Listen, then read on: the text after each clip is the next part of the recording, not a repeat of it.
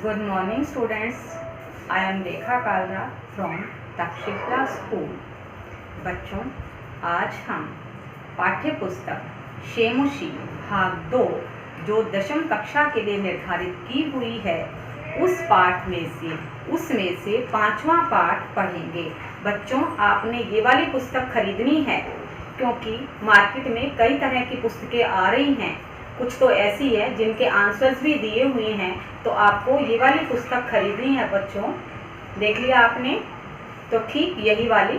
अब इस पुस्तक को सब बच्चे निकालेंगे और पाठ 5 निकालें, जिसका शीर्षक है जननी तुल्य वत्सला, जो आपकी किताब के पेज संख्या 40 पर है। तो सभी बच्चे जल्दी से अपनी पुस्तक की पृष्ठ संख्या 40 निकालेंगे।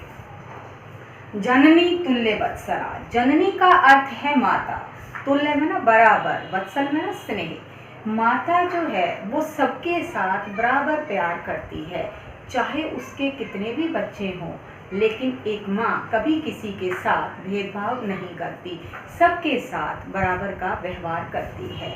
तो चलिए हम इस पाठ को पढ़ते हैं।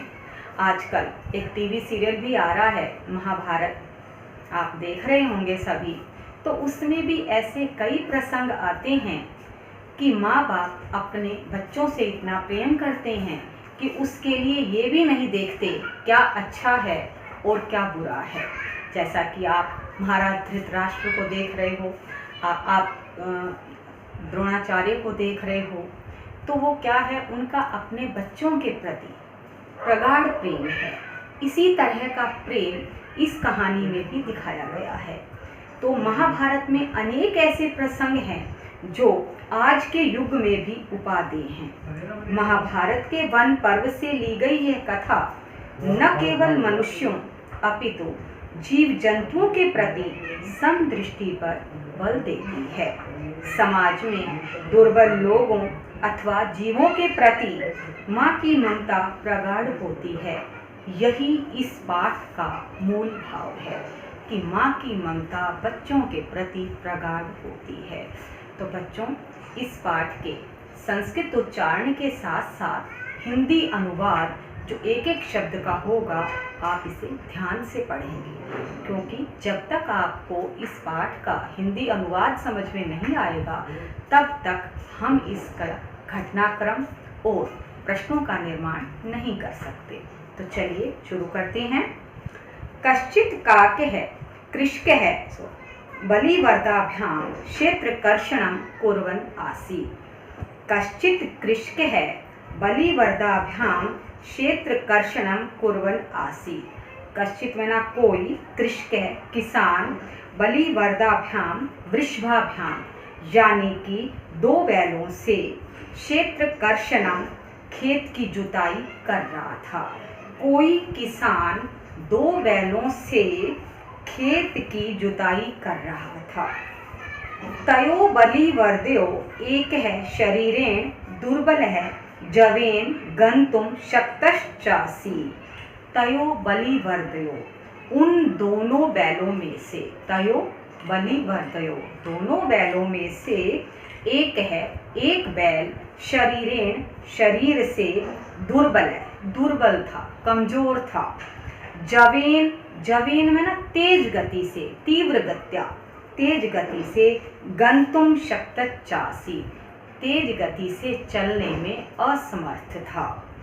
अतः कृषकै तम दुर्बलम वृषभम तोदनेन नुद्यमानः अवर्तत। अतः इसलिए कृषकै किसान तम दुर्बलम, उस दुर्बल कमजोर वृषभम बैल को, तोदनेन कष्ट से, कष्ट देता हुआ, नुद्यमान अवर्तत खेत को जोत रहा था।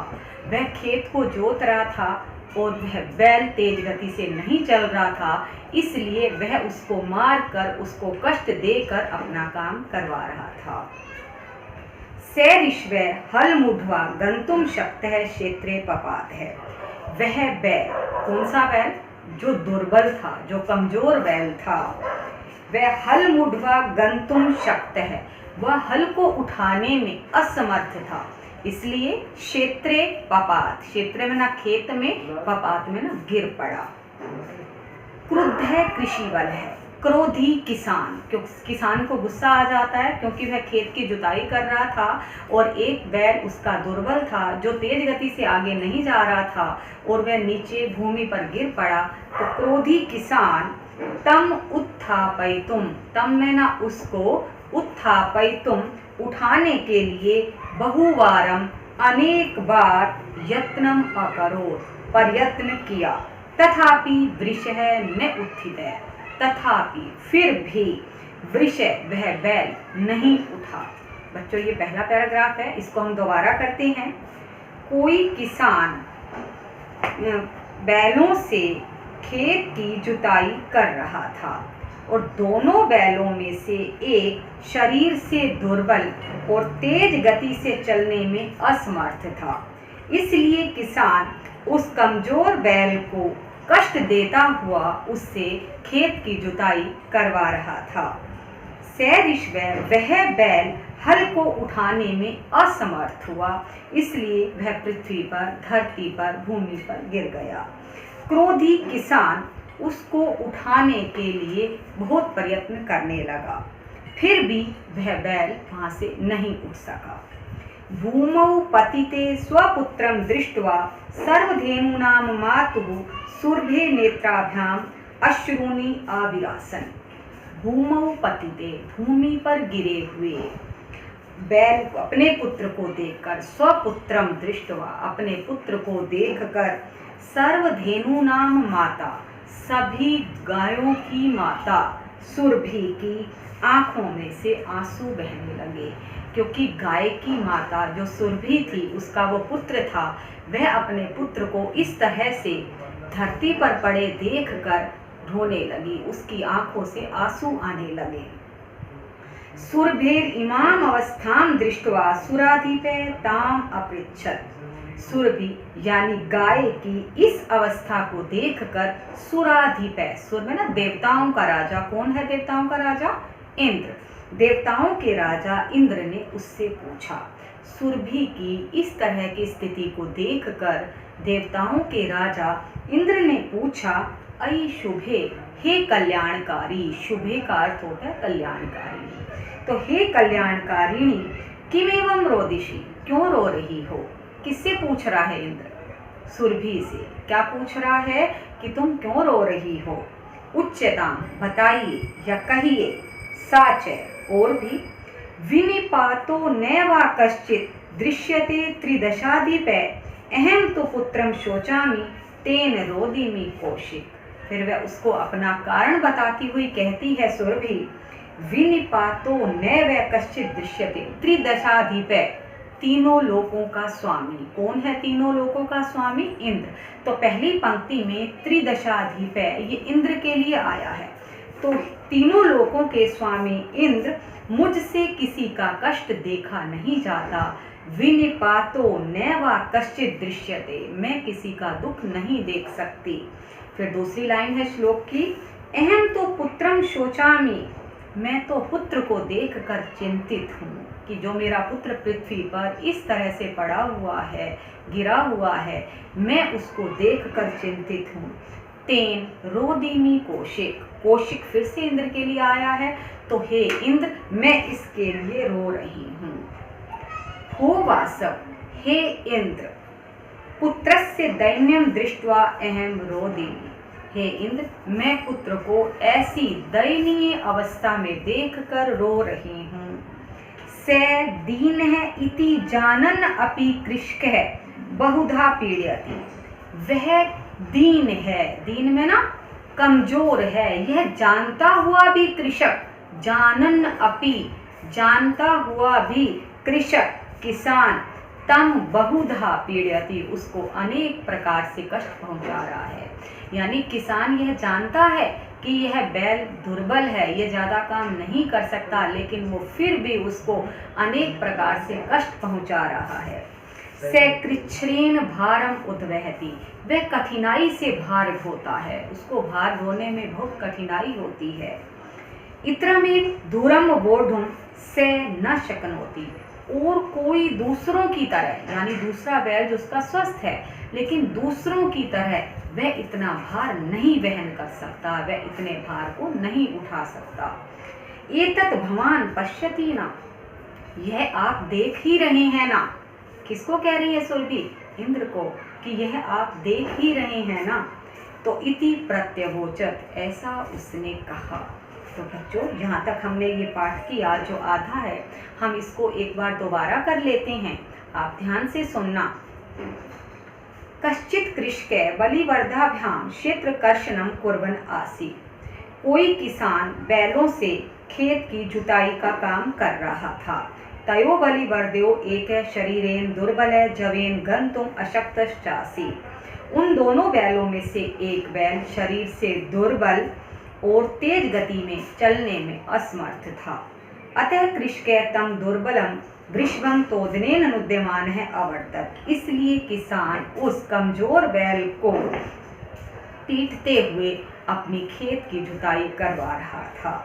स ऋषभे हल मुढ़वा गंतुम अशक्त क्षेत्रे पपार, और वह ऋषभ, वह बैल हल से को उठाने में असमर्थ था, इसलिए वह पृथ्वी पर गिर पड़ा। क्रोधी किसान उसको उठाने के लिए बहुत प्रयत्न करता रहा, लेकिन वह वहां से नहीं उठ पाया। दूसरा पैराग्राफ है बच्चों।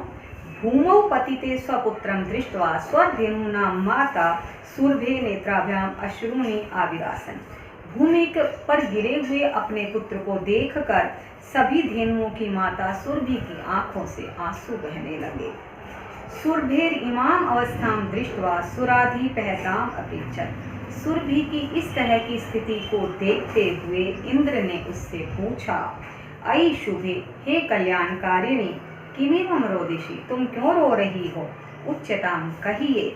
और वह क्या कहती है? विनिपातो नैव कश्चित् दृश्यते त्रिदशाधिपः अहम तो पुत्रम शोचामि तेन रोदिमि कोशि, कि हे इंद्र, तीनों लोकों के स्वामी इंद्र, मुझसे किसी का कष्ट देखा नहीं जाता, मैं अपने पुत्र को देखकर चिंतित हूँ और इसलिए उसे देखकर रो रही हूँ। भोवासव, हे इंद्र, पुत्रस्य दैन्यम दृष्ट्वा अहम रोदिमि, पुत्र की दीनता को देखकर मैं रो रही हूँ। स दीन इति जानन अपि कृषकः तम बहुधा पीड़यति, यह जानते हुए भी किसान उसको अनेक तरह से कष्ट पहुंचा रहा है। स कृच्छ्रेण भारम उद्वहति, वह कठिनाई से भार ढोता है। इत्रमेव धुरम बोधुम स न शक्नोति, और दूसरे लोगों की तरह, दूसरे बैलों की तरह वह इस भार को उठाने में समर्थ नहीं है। एतत् भवान पश्यति ना, ये सब आप देख ही रहे हैं ना। इति प्रत्यवोचत, ऐसा उसने कहा। तो बच्चों, बाकी आधा पाठ हम कल पढ़ेंगे। आप अपनी उत्तर पुस्तिका में शब्दार्थों को करेंगे पहले, शब्दार्थ के बाद अगला पाठ हम कल करेंगे। धन्यवाद।